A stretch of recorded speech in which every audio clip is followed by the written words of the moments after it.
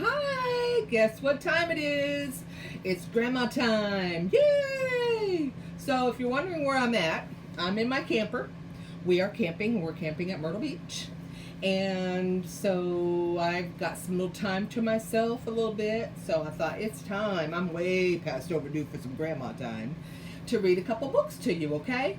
So I've got two books.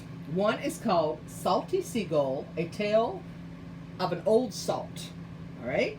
And then the other book I've got to read is called Flamingo, How Pink Can She Go? Now you know it's got to be a flamingo book. Flamingo, flamingo, flamingo. You know, Grandma likes the flamingo-ness. So I'm going to, when I go to each book, so this is more like maybe for Logan's book, maybe. This is for Sada's book, but you both can read it. It's both of y'all, whatever. But this is for you two, especially. This is especially for Logan and Sada, okay? So this is Salty Seagull, A Tale of an Old Salt. Now, do you know what a seagull is? So if you go to the ocean, you probably do. You've been to the ocean over there in your coastline over there, and you've seen seagulls flying around. So let me show you something. Well, I'll show you after the book. I'll show you after the story, okay? You ready? Salty Seagull. Salty Seagull was a salty old salt. He was wise in ways around the water. Salty lived on the little island with a big flock of gulls. He was the oldest of his flock.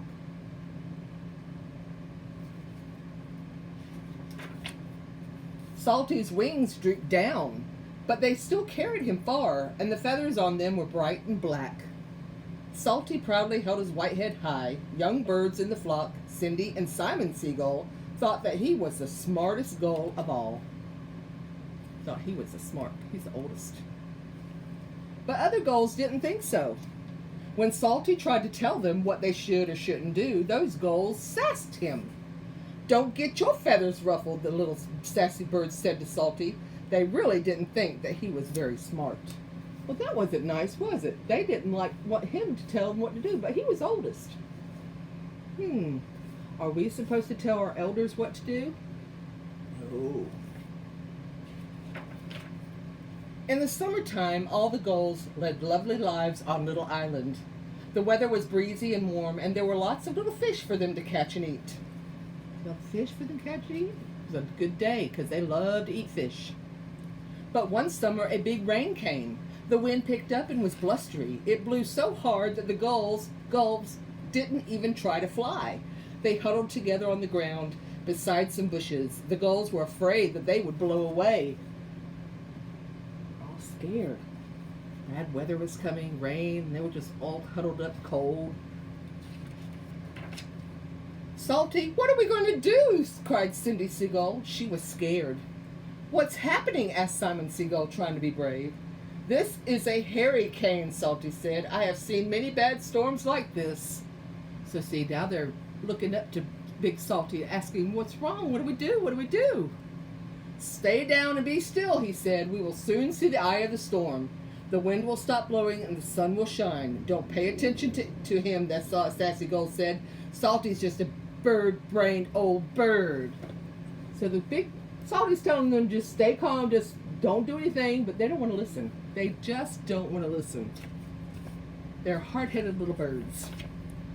Then the sassy gulls tried to fly, but the wind carried them faster and faster. It tumbled and turned them. See what happened when they didn't listen to their older Salty? Suddenly, the bright sunshine came out and the wind stopped blowing. The weather was beautiful, just as Salty had said. It was the eye of the hurricane. So when you have a hurricane, it's a big storm. And inside that storm is called the eye, and it gets really still. Cindy Seagull soared into the sky. She felt as free as a bird. "Oh, how beautiful," she thought. Simon Seagull flew up to join her. "Salty was right," he said. But Salty Seagull shouted, "The storm will return! Come back where it's safe!" You know why it would return? Because in that center of the storm, so the storm is coming by, and you have the center of the storm where it's calm. But guess what? That storm keeps on going, and they've got the backside of the storm to contend with. And a lot of times that's the worst part of the storm. So he's trying to tell them, come back. It's going to come back. Come back. So they all flew to the ground and huddled together again. The storm returned as Salty said. It blew and rained some more, and then the storm was over. So they did listen.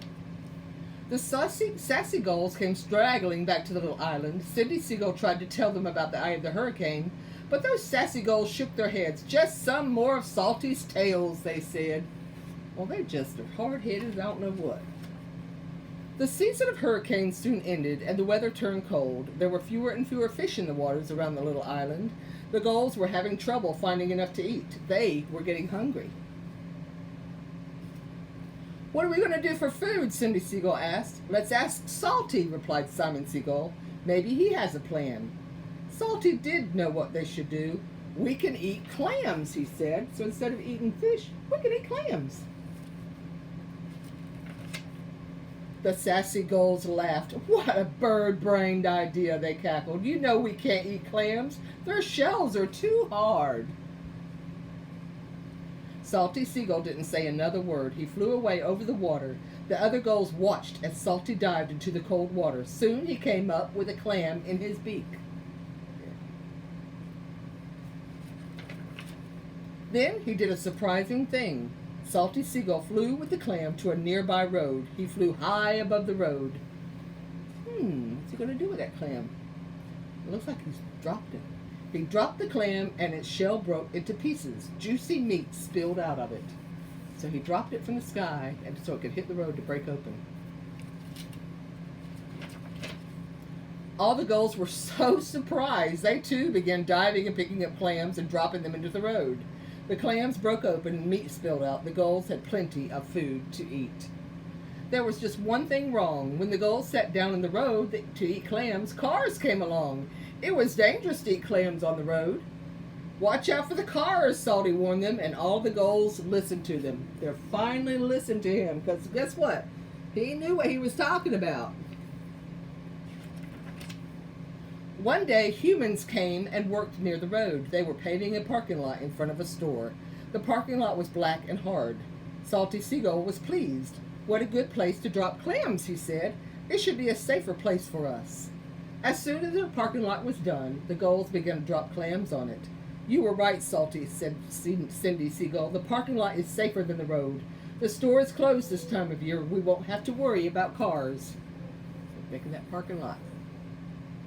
Well, it sounds like Cindy's listening to Salty now. None of the gulls were ever again sassy to Salty. The gulls sang as they all dropped clams, and thanks to Salty Seagull, they never went hungry in the wintertime again. You make a hit with us.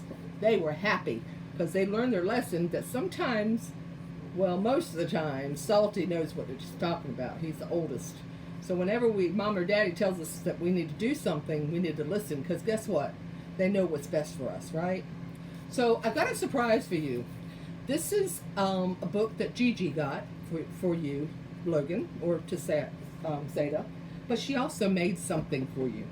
So Logan, you have a seagull coming to you to Oregon. Is that not cool? Does that not look like Salty? So you can put that in your yard. You get one of those pavers, you can put it on that, or you can hang it on a fence, or wherever you want to put it at, okay? If you have any questions, you just let Gigi know, okay? Now, Gigi is my mother, which is your daddy's grandmother, so you know who I'm talking about. But anyway, isn't that cool? Look at that. That is so cool. You'll have to thank her for that. That is so awesome. All right. Now, I've got one more book. All right? Guess what? It's got to be flamingo time. Flo, my flamingo, how pink can she go? You know I like pink. I'm wearing pink. I have pink fingernail polish. I have pink earrings and my pink flamingo hat. I like pink. Pink. This book belongs to, and you put whoever you want to put on there. Flo, my flamingo, started to think, why are my feathers so wonderfully pink? It's the curly-tailed shrimp that we eat from the lake, said her mother, who whilst giving her feathers a shake.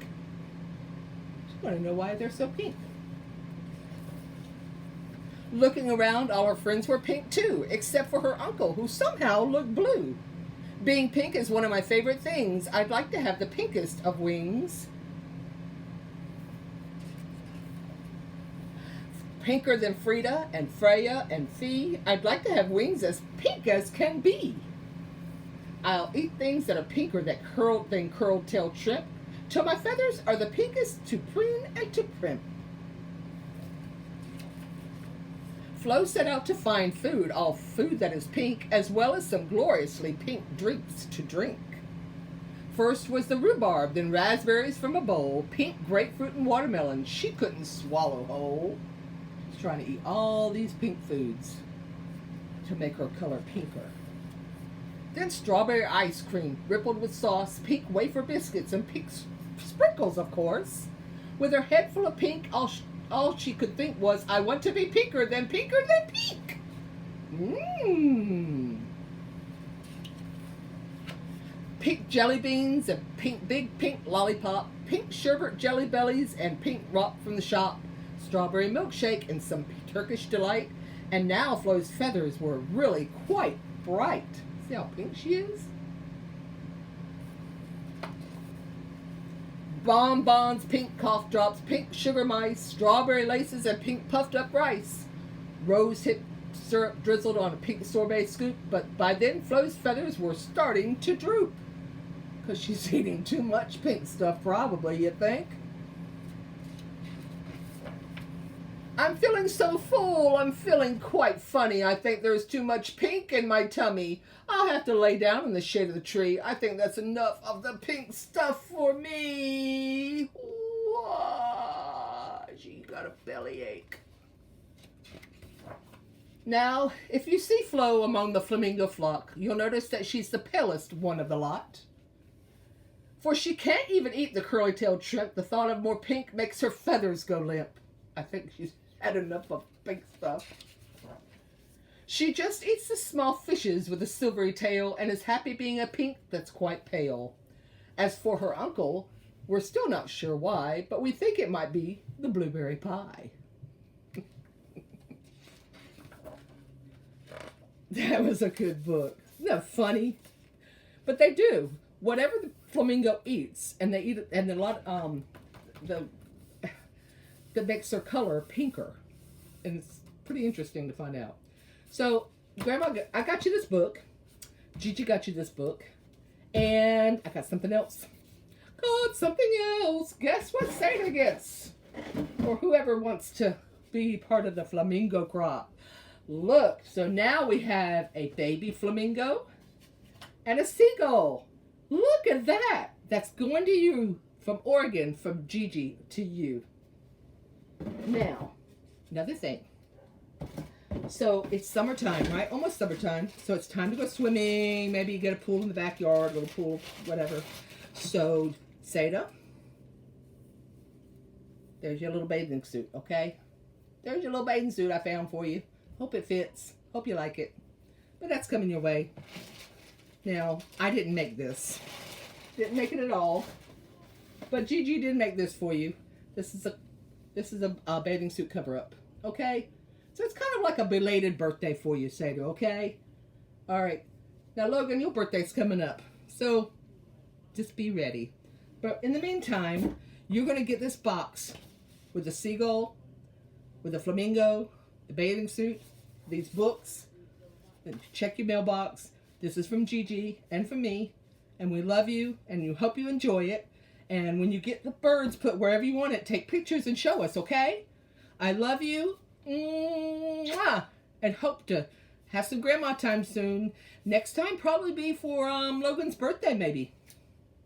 Okay? Bye. I love you.